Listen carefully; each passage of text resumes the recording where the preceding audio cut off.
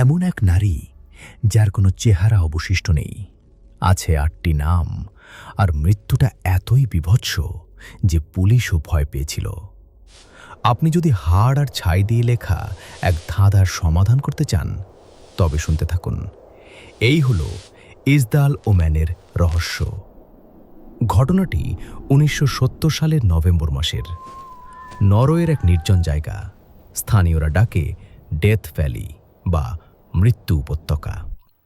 সেখানে ঘুরতে গিয়ে একটি পরিবার পোড়া মাংসের গন্ধ পায়। পাথরের আড়ালে তারা খুঁজে পায় এক নারীর ঝলসানো দেহ, হাতগুলো বুকের কাছে মুষ্টিবদ্ধ, যেন আগুনের সাথে লড়াই করছিলেন তিনি। কিন্তু লাশটা ভয়ের আসল কারণ ছিল না। আসল ভয় ছিল প্রমাণ মুছে ফেলার ধরন দেখে। তার জামা কাপড়ের প্রতিটি ট্যাগ খুব যত্ন করে কেটে ফেলা হয়েছিল। লাশের পাশে থাকা বোতলগুলোর গায়ের লেবেলও তুলে ফেলা হয়েছিল। তার পরিচয় যেন পৃথিবী থেকে মুছে ফেলা হয়েছে। কয়েকদিন পর স্টেশনের লকারে তার দুটি স্যুটকেস পাওয়া যায়। ভেতরে ছিল একজন পেশাদার গুপ্তচরের সরঞ্জাম, নকল চুল ও চশমা, রূপার চামচ যার হলমার্ক ঘষে তোলা, আর ৮টি পাসপোর্ট, প্রতিটিতে আলাদা নাম।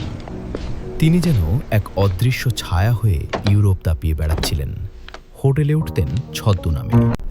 তার ব্যাগে পাওয়া গেল এক ডায়েরি, যাতে ছিল সাংকেতিক কোড আর গোপন সামরিক মিসাইল টেস্টের খবর। ময়নাতদন্তের রিপোর্ট ছিল আরও ভয়ঙ্কর। তার পেটে ছিল ৫০টি ঘুমের ওষুধ, অথচ তিনি মারা গেছেন আগুনে পুড়ে।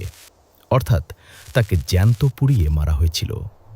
পুলিশ বলল আত্মহত্যা, কিন্তু সাধারণ মানুষ তা বিশ্বাস করল না। এক প্রত্যক্ষদর্শী তাকে মৃত্যুর কয়েকদিন আগে দেখেছিলেন। তিনি খুব ভয়ে ছিলেন এবং কোট পরা ২ জন লোক তাকে অনুসরণ করছিল। পুলিশ সেই সাক্ষীকে চুপ থাকতে বলেছিল নিজে নিরাপত্তার স্বার্থে। আধুনিক বিজ্ঞান বলে তিনি সম্ভবত ফ্রান্স ও জার্মানির সীমান্ত এলাকায় বড় হয়েছেন, কিন্তু তার ডিএনএ কারো সাথে মেলেনি। আজ তিনি শুয়ে আছেন দস্তার তৈরি কফিনে, ইতিহাস থেকে নিজেকে মুছে ফেলা এক নারী। কেস ফাইল বন্ধ হয়ে গেছে, কিন্তু প্রশ্নটা রয়েই গেল, কার ভয়ে পালাচ্ছি?